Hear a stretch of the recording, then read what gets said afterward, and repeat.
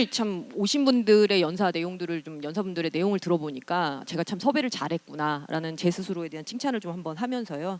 여기 계셨던 분들께서 굉장히 이제 제조 쪽과 관련된 5G에 대한 새로운 서비스들, 뭐 기술들에 대한 그리고 향후 발전 방향에 대한 것들을 한번 좀 고민해 보셨던 좋은 시간이 되셨으면 좋겠다는 의견을 먼저 드리고요.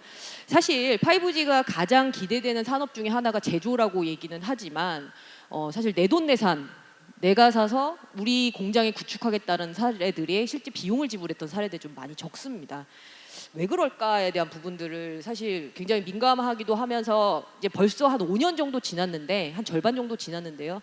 이제는 한 번 정도 짚고 넘어가야 되지 않을까라는 거에서 이제 여기서 최소한 한 번 정도는 5G에 대해 고민을 하셨거나 그리고 이제 R&D를 통해 실증이나 여러 가지 검증, 성능에 대한 부분들 이제 이런 작업들을 많이 해보신 분들이 다 배석을 하고 계셔서요. 이분들에게 좀 한번 좀 토론을 진행하고 논의를 좀 해보려고 합니다. 첫 번째 질문을 좀 한번 드려보겠습니다. 이제 사실 여기 계셨던 분들은 지금까지 한 번 정도는 지켜보셨거나 경험해보셨던 5G의 산업 분야, 제조 분야에 관련돼서 확장되지 못했던 이유에 대한 부분들을 아마 생각을 하고 계실 겁니다. 이게 사실 여러 가지 의미가 도입에 대한 비용 때문인지 아니면 뭐 우리가 흔히 얘기하는 킬러 서비스에 대한 것들이 좀 부족해서인지 아니면 정말 이것들을 너무 어려운 기술이다 보니까 이거를 뭐 응용할 수 있는 운영 인력에 대한 부재 때문인지 뭐 여러 가지에 대한 생각들이 좀 있으실 것 같아요. 이런 부분들을 여기 계신 분들과 함께 좀 먼저 좀 말씀을 좀 드리도록 하겠습니다. 혹시 조영만 이사님이 사실 제일 경험을 많이 해보셨고 오랜 시간 동안 해보셨으니까 어떤 부분에서 좀 문제가 있었을까요? 확산되지 못했던 이유가 뭘까요? 네. 아까 말씀드렸듯이 그 기가사업단 프로젝트 5G를 한번 전사적으로 까지는 없었어요. 특정 지역에 일단 그 지역만 커버링할 수 있는 걸 저희가 이제 그 POC로 진행을 했고 그 형태의 그 프라이 5G는 더 이상 유효하지가 않고 최근 이제 2, 3년간의 그 특화망이라는 그 4.7기가를 제공하는 그 EM5G로 얘기됐고 최근에 특화망이라고 얘기되는데 일단 저희가 이게 좀 어려웠던 부분 중에 하나는 뭐냐면 도입 검토를 필요성도 많이 느낍니다. 실제 이제 저희 그 모바일 어플리케이션이나 또는 그 AGB AMR을 운영할 때 여전히 그 와이파이 하에서 제약점이 되게 많거든요. 저희가 그 솔직히 말씀드리면 네트워크를 한국에 있지만 모든 네트워크는 세플록으로 전 세계를 독일에서 관장을 하고 있는데 그 네트워크 일단 저희가 하기 어려웠던 부분 중에 하나는 글로벌 표준하고 일단 연동을 해서 같이 써야 되거든요. 저희가 일부 지역에 5G를 도입한다 그래도 그 5G가 독립적으로 운영되는 게 아니고 전체 어떤 그룹사의 네트워크에 붙어서 인정을 받아야 되고 하는 그런 어려움이 있습니다. 그래서 실제 세플로 그룹은 어떤 형태를 하냐면 저희가 전체 시스코 네트워크로 구성이 돼 있어요. 모든 장비와 솔루션들이. 그래서 독일에서 현재 테스트하고 있는 거는 시스코 와이파이 6 플러스 5G 형태의 어떤 그 하이브리드 형태의 네트워크를 현재 계획을 하고 있습니다. 그리고 지금 저희가 특별히 어떤 부분들은 그러면 저희가 한국 지역에서 신뢰할 만한 사업자들을 과연 찾을 수 있을까 이런 의문도 있습니다. 지금 그 특화망 사업자들이 여러 명 나왔습니다. 근데 대부분 그 특화망 사업자들이 자기 그룹사나 또는 일부 파일럿 프로젝트를 진행하지 지속 가능한 서비스를 할 수 있을지 이런 의심은 여전히 가지고 있습니다. 그리고 그것이 현재 저희가 와이파이에 투자하는 비용을 완전히 대체할 수 있냐 그런 것도 여전히 좀 의문이죠. 그래서 그런 부분이 좀 개선된다 그러면 좀 빠르게 필요성이 있는 부분들이 있어요. 모든 분야에 다 필요하지 않지만 킬러 서비스로 꼭 해야 되는 부분들이 있거든요. 그래서 그런 그 지속 가능한 사업자들 그리고 안정된 어떤 그 표준화된 플랫폼들이 있다 그러면 충분히 가능할 것 같습니다. 제가 제시했던 뭐 이제 킬러 서비스 혹은 운영 인력 혹은 뭐 이제 그 사업자들에 대한 뭐 안정적인 연속적인 그 지원에 대한 부분 자체를 좀 제시를 해주셨는데요. 남수국 선임님은 한국전자기술연구원 내에 데모센터 안산하고 창원에 5G에 대한 사실 R&D를 최초로 많이 진행했던 연구기관이기도 합니다. 그리고 디지털 트윈과 관련된 뭐 여러 가지 기술들을 OPC-UA 기반으로 5G를 하는 이런 여러 가지에 대한 R&D 실증들을 많이 하고 계시는데요. 연구원님께서 선임님께서 보시기에는 어떤 부분들이 확장되지 못했던 이유가 진짜 뭘까요? 저는 일단은 OT를 주로 하는 입장에서 보면 이제 제 주변에 이제 OT를 하는 분들이 5G라는 것을 처음 보고 이제 뇌리에 강력하게 각인이 됐던 것은 이제 몇 년 전에 TV 광고를 보면서 TV 광고에서 5G가 이런 것도 할 수 있어요, 저런 것도 할 수 있어요라는 것을 보여주면서 아, 5G가 드디어 왔구나. 근데 그로부터 굉장히 몇 해가 지났는데도 인더스트리 OT 영역에서는 아직은 5G를 볼 수가 없네. 야, 그럼 뭐야 이제 지쳐가는데 언제까지 기다려야 돼? 이런 얘기들을 하는 오해가 좀 있는 부분도 있는 것 같아요. 근데 제가 보기에는 이제 5G라는 것도 제가 알기로는 그 같은 5G라고 하더라도 그 안에서 릴리즈를 거듭해 오면서 이제 그 안에 담고 있던 기술 요소들이 저마다 다른 것으로 알고 있고, 그리고 또 그 뭐랄까요, 오토메이션 쪽에서 중요하게 생각하는 URLC 같은 그런 특성들은 아주 초반에 그 릴리즈 15라던가 이런 부분에 대해서 보다는 이제 16이나 17 쪽에 좀 더 포커스가 맞춰져서 진행됐던 것으로 알고 있거든요. 그래서 우리가 처음에 본 것은 매우 몇 년 전이지만 왜 여태 안 됐냐라고 하지 않았으면 좋겠다라는 말씀을 좀 드리고 싶고요. 그리고 그러면 앞으로 그냥 이렇게 하면 되는 거냐라는 측면에서 보면 또 그건 아닌데, 아까 이사님 말씀하셨던 것처럼 그 현장의 레거시 표준들과의 매핑, 그리고 요구 사항을 반영할 수 있는 기술 요소들을 좀 파악을 했으면 좋겠어요. 그래서 지금 현장에 주로 활용되고 있는 통신 표준 기술들이 어떤 것들이 있고, 이 표준 기술들별로 어떤 요구 사항을 갖고 있는지를 한쪽에 쭉 펼쳐놓고, 그 다음에 한쪽에는 이제 5G가 릴리즈를 거듭해 나감에 따라서 혹은 향후에 릴리즈가 진행됨에 따라서 나올 그런 기술 요소들이 어디에 이렇게 요구가 될 수 있고 그 만족할 수 있는지를 좀 매핑을 해보고 그거에 맞춰서 뭐 제품을 개발한다거나 하는 전략이 좀 있으면 좋지 않을까 그런 생각을 합니다. 지금 5년 정도 지난 상황에서 참 다시 논의되려고 하니 좀 되게 창피하긴 한데요. 사실 먼저 선행적으로 진행을 하고 했었다면 지금 좀 굉장히 많은 진도를 뺐을 텐데라는 사실은 좀 아쉬움이 남는 사실 의견을 주셨고요. 지금이라도 저희 제조위원회가 그런 역할을 좀 할 수 있게끔 좀 더 노력해야 되겠다는 이제 그런 생각이 좀 들었습니다. 그 임정호 박사님께서 아까 잠깐 얘기하시기 전에 서두에 5G의 한계점 내지는 실제 해보니 이게 좀 안 되더라 뭐 이런 말씀을 좀 하셨는데요. 이제 그거를 적나라하게 의견을 주실 수 있는 그런 시간이 된 것 같습니다. 한번 의견을 주시면 도움이 될 것 같습니다. 저는 이제 기술적인 내용은 모르니까요. 전체적으로 이제 그 업체에서 그게 식품산업 업체죠. 그러니까 그 다른 업체랑 또 식품산업의 특징이 있는데, 업체에서 5G를 쓰지 않는 이유는 지금 4G의 무선 개념에도 지금 적용을 하지 않거든요. 그리고 굳이 무선을 써야 되냐라는 게 일단 가장 큰 문제고요. 그리고 장비들 간의 연계성에서 그 무선을 통해서 에러가 생겼을 경우에 누가 책임을 질 것이냐의 문제도 많이 있습니다. 그리고 이거는 이제 좀 하우스, 그러니까 그 제조 공장 중에도 필드에 큰 그 플랜트형이 있을 거고, 그다음에 그 공장 안에 들어올 수 있는 것이 있을 텐데, 플랜트형에서는 뭐 도입을 검토해 볼 수도 있겠죠. 여러 가지 이제 뭐 선을 제거하거나 그다음에 안전에 대한 관제라든가 이런 부분에 대해서는 굉장히 필요한 부분이라고 생각을 하고요.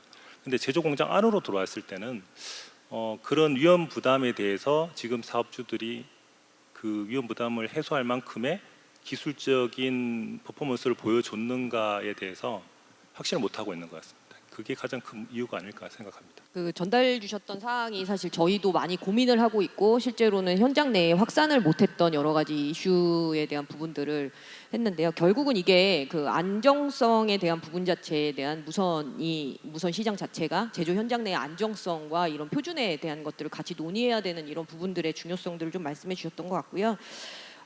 지금 사실은 뭐 두 번째 질문에 이제 5G가 제조 현장에 도입되기 위해 가장 필요한 것이 무엇이냐라는 부분을 질문 드리려고 했는데 사실 첫 번째 질문과 좀 연계가 되는 것 같아서 세 번째 질문에 대한 부분으로 한번 뭐 좀 드려보도록 하겠습니다.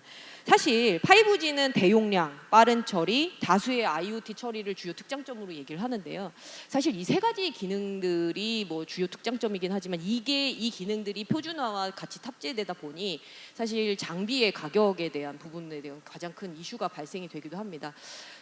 제가 생각하기에는 과연 다중의 IoT에 대한 부분이 제조 현장 내에 정말 필요할까에 대한 부분들도 저도 퀘스천이긴 한데요.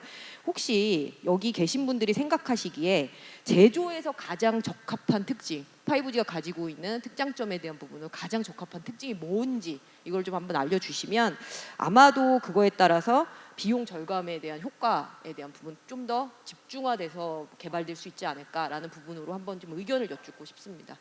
저희가 볼 때는 일단 가장 많은 그 강점이라는 것은 그 일정 공간에 와이파이나 이런 것보다 LTE보다 훨씬 더 많은 집적도의 그 IoT 장비들을 붙이는 게 굉장히 중요하다고 생각합니다. 저희가 이제 와이파이를 저희가 현재 설치해 놨지만 기준이 있어요. 안테나 하나에 5개에서 10개 정도를 기준으로 해서 저희는 그 가이드라인을 내려옵니다. 그렇게 이제 안테나 설치가 굉장히 많아요. 공장 내에 보면 굉장히 많은 그 와이파이 안테나가 있는데 그것 또한 문제가 되는 게 안테나 간의 그 캐리 포딩이 잘 안 되죠. 그래가지고 특히 그 모바일 어플리케이션 저희들이 그 메인터넌스를 모바일 어플리케이션을 씁니다. 작업자들이 현장에서 그 메인터넌스 오더를 받아가지고 현장을 한 몇백 미터 돌아다니는데 안테나를 갈 때마다 끊어지는 게 이게. 그리고 현재 저희 공장에 돌아가는 AGV들도 그런 문제를 많이 겪고 있어요. 이런 중간에 통신이 단절되거나 그래서 정해진 구역 내에 어떤 그 집적도가 높은 그 장비들을 컨트롤할 수 있으면 그게 하나의 굉장히 큰 저희가 현재 지금 검토하는 것도 그런 쪽에 검토를 합니다. 킬러 서비스 정서로 해서 실제로 모바일로 움직이는 것들 그냥 고정된 장비에 붙이는 것들은 좀 덜합니다. 근데 이제 사람이 가지고 다니거나 자기가 움직이는 장비들은 여전히 많은 제약을 받고 있고 현재 네트워크에서 그래서 저희는 그런 그 매시브 그 머신 타입 커뮤니케이션 그게 현재 저희 볼 때는 가장 큰 장점이라고 생각을 합니다. 예. 산업계에 적용이 되려면 어쨌든 신뢰성이 제일 중요한 부분이니까 저는 URLC가 제일 중요할 거라고 보고요. 왜냐하면 오토메이션 시장에서 네트워크가 연결돼서 작동하는 디바이스들은 대부분 필드버스나 인더스트리얼 이더넷에 연결돼서 활용이 되고 있기 때문에 그리고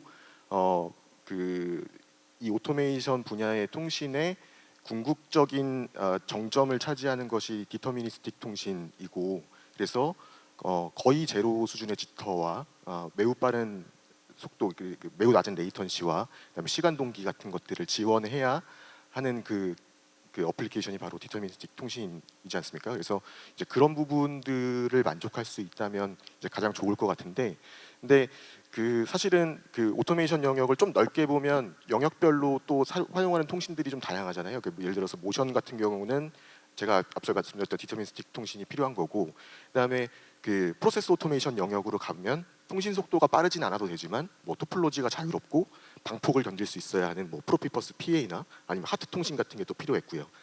그래서 그런 부분에 있어서는 또 우리가 메시브 연결을 할 수 있으면 또 그쪽에 좀 접근할 수 있겠죠. 그리고 OT와 IT가 연결하는 딴에는 비교적 상위 레이어의 통신들을 사용했잖아요. 제가 아까 발표했던 OPCU라든가 아니면 MQTT 같은 통신들을 활용했는데 뭐 그런 부분에 있어서는 이제 그 광대역을 지원하는 통신을 활용하면 또 이렇게 좀 퍼즐을 맞춰갈 수 있지 않을까라는 생각을 합니다. 자, 식품 공장은 또 이 5G의 또 이 기술 중에 주요 특장점을 좀 다른 관점으로 좀 볼 수 있을 것 같아요. 혹시 가장 중요한 게 어떤 부분에 집중을 좀 해야 된다고 생각하십니까? 지금 질문이 약간의 기술적인 문제이기 때문에 저 이제 그 활용 측에서 보면 앞에서 이제 포럼에서 많은 이야기를 하셨는데요.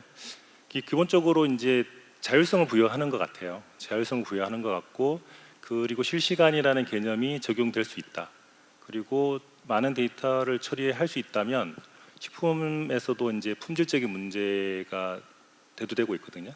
품질을 실시간으로 읽어서 처리가 가능하고 그다음 제어가 가능하다면 좀 더 안전하고 우리가 원하는 식품들을 만들어내는데 기여할 수 있다고 봅니다. 그런데 이제 그 지금 현장에 있는 것들은 그러니까 이제 그 모든 기술들이 좋다고 하더라도 우수한 기술이 나오더라도 현장과 맞지 않으면 안 되잖아요. 그러니까 지금은 그 3차 산업혁명에 맞춰서 발전하던 그런 현장이고요.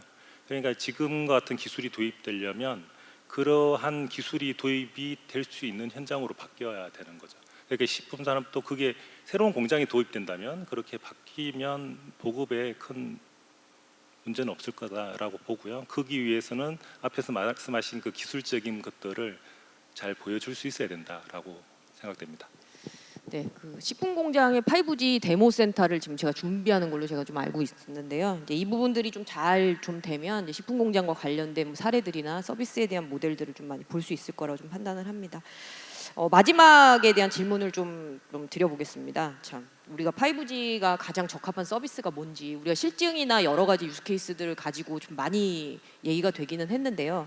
사실 뭐 이거는 뭐 돈에 대한 문제, 뭐 이제 이게 뭐 성능에 대한 문제 이런 거 다 떠나서 과연 그 제조 쪽에 어떤 부분에서 가장 적합한 서비스? 5G는 이거는 뭐 돈 주고 투자하더라도 비싼 돈 투자하더라도 절대 아깝지 않을 것 같아. 혹시 이런 부분이 뭐가 있는지 모든 걸 다 떠나서 한번 이제 지금쯤 한번 좀 상상의 나래를 한번 펼쳐봐도 되지 않을까라는 생각에서 한번 질문을 좀 드려봤습니다. 조영만 이사님이 생각하시기에 5G가 가장 적합한 제조 산업의 서비스는 뭐라고 생각하실까요?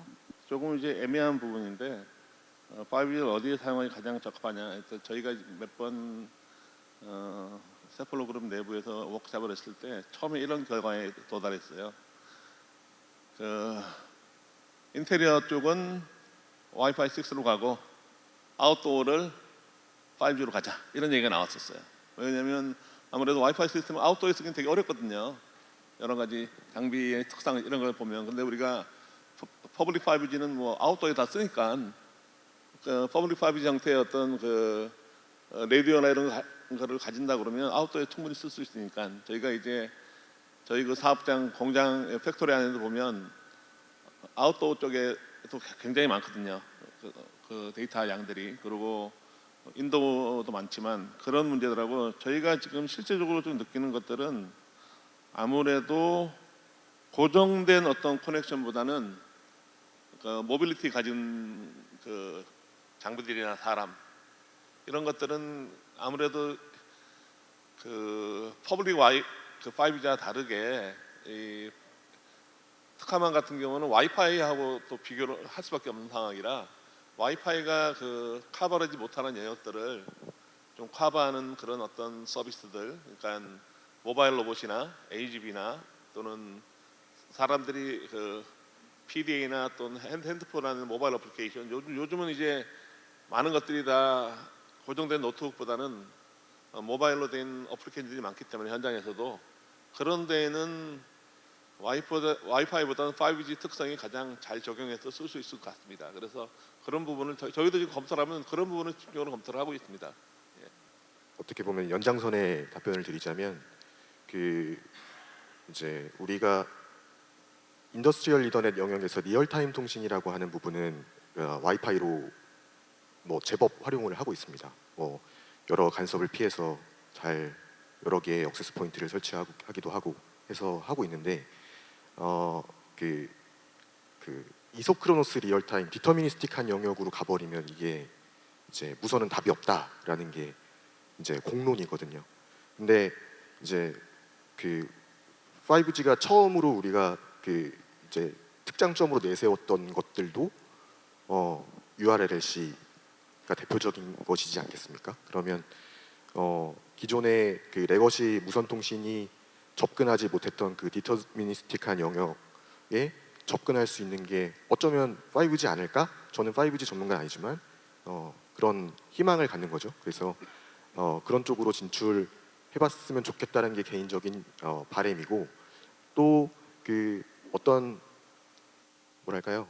그 좀 기발한 아이디어의 어떤 어플리케이션도 좋지만 본질에 집중하는 게 제일 좋다고 봅니다. 그래서 아주 전통적으로 사용했던 통신 기술들의 5G를 접목할 수 있는 방식에 대해서 계속 협의가 되면 좋겠다는 생각이고요. 사실 오늘도 여러 번 소개됐지만 그런 공론회장이 지금 우리 5G 포럼도 있을 것이고 또 글로벌하게는 5G 아시아라는 기관도 있고 있지 않습니까? 그래서 근데 이제 글로벌하게 저도 사실 몇 번 이제 참석해 본 적이 있는데 이제 국내 기업들이 참 없습니다. 네, 그래서 그런 공론회장에 참여해서 뭐 컨트리뷰션도 하고 또 다른 기업들이 컨트리뷰션하는 것들을 또 아이디어를 취득하기도 하고 하면서 좀 더 좀 우리 요구 사항도 말하고 이런 좀 밖으로 알을 깨고 나왔으면 좋겠다는 생각을 합니다. 네. 사실 뭐 이제 국제 협력 관련된 부분들 참 보면은 국제 표준의 활동들이 참 제조 쪽에 정말 많은데 생각외로 한국의 기업들이 제조의 강국임에도 불구하고 활동들을 참 안 하세요. 예, 저도 그걸 참 굉장히 안타깝게 생각을 한 편입니다. 예, 임종호 박사님이 생각하시기에는 어느 쪽 부분에 얘 정도면 뭐 돈 투자 가치 있다 이게 판단하시는 데가 어디 쪽이실까요? 지금 뭐 비슷한 이야기를 하시는데요. 그냥 기본적으로 지금에 있는 현장들을 변화시키는데 기술들이 도입이 돼야겠죠. 하지만 이제 더 확산이 되거나 더 이제 변화를 가져오려면 아까 제가 이제 서두에 말씀드린 것처럼 이제 푸드텍이라는 개념으로 많은 제조업이 들어오는데요. 그런 기술들이 지금 시작의 단계라서 그것들이 이제 현장에서 적용되기 전에 5G 기술들과 잘 협업이 돼서 개발이 된다면 그 외식 산업 같은 경우에도 다 이렇게 외식 업체마다 다 들어가야 되거든요. 그러니까 지금 들어가고 나서 5G 기술 들어가는 게 아니라 같은 개발로 들어가게 되면 거기에서 선을 없애고 로봇의 자율성을 주고 이동의 자율성을 줄 수 있는 그런 기술들로 발전이 될 거고 서서히 그것들이 정착이 되면 5G 기술도 로봇 산업, 제조 산업 이런 것들과 같이 정착이 되지 않을까. 그러면 그 활용의 서비스가 새로 생기는 거죠. 예, 지금 있는 것들보다도 그리고 뭐 많은 게 있습니다. 뭐 3D 프린팅이라든가 아니면은 뭐 세포 배양 이런 것들도 다 관련 제조 기술들이 들어가는 거거든요. 그게 다 공장으로 형성이 되면 그런 5G 기술들이 같이 녹여 들어가게 되면 더 확대 식품 산업에서도 더 확대되지 될 수 있지 않을까 그렇게 생각하고 있습니다. 사실 요즘에 TV에서 광고하는 서빙 로봇이 이제 사실 외식 테크에서 굉장히 큰 핫 아이템 중에 하나이고 아까 3D 프린팅 쪽과 관련된 부분들을 자꾸 이제 얘기를 하시는데 이제 이 3D 프린팅 기술이 생각보다 식품 산업에 굉장히 재밌는 기술들을 좀 개발이 되고 있습니다. 사실 그 AI 기술이라던가 이제 클라우드 기술 그리고 이제 통신 인프라에 대한 기술이 적용돼서 가장 확산할 수 있는 부분이 사실 개인적으로는 식품 산업 쪽이 아직 미개척 영역이다 보니까 그 좋은 결과 사례들을 많이 도출할 수 있을 거라고 좀 보고 있고요. 그런 부분에 있어서 뭐 많은 기술 적용을 위한 실증과 여러 가지 연구들을 같이 협업해서 좀 진행했으면 좋겠다는 생각을 합니다. 이렇게 해서 저희 패널 토론을 좀 마치는 걸로 하고요. 여기 참여해주신 분들이 다들 굉장히 5G와 관련된 애정도 많고 사실 앞으로 성장 가능성에 대한 기술들로 많이 고민을 하시는 분들이시기 때문에 이분들을 통해서 아마 더 좋은 사례들 그리고 또 실패 사례들이 또 새로운 또 성공 사례에 대한 과정들을 만들어내는 데 큰 도움이 될 거라고 좀 보고 있습니다. 여기 있는 세 분들께 다시 한번 박수를 부탁드리며 앞으로 더 5G에 더 많은 관심을 가져주시면서 향후 6G에 대한 공백기를 5G 특화망과 이제 관련된 산업들이 제조해서 잘 정착될 수 있도록 많은 여기 계신 분들이 많은 노력을 좀 해주시기를 다시 한번 부탁드립니다. 이렇게 패널 토론에 참석해 주셔서 감사합니다. 네.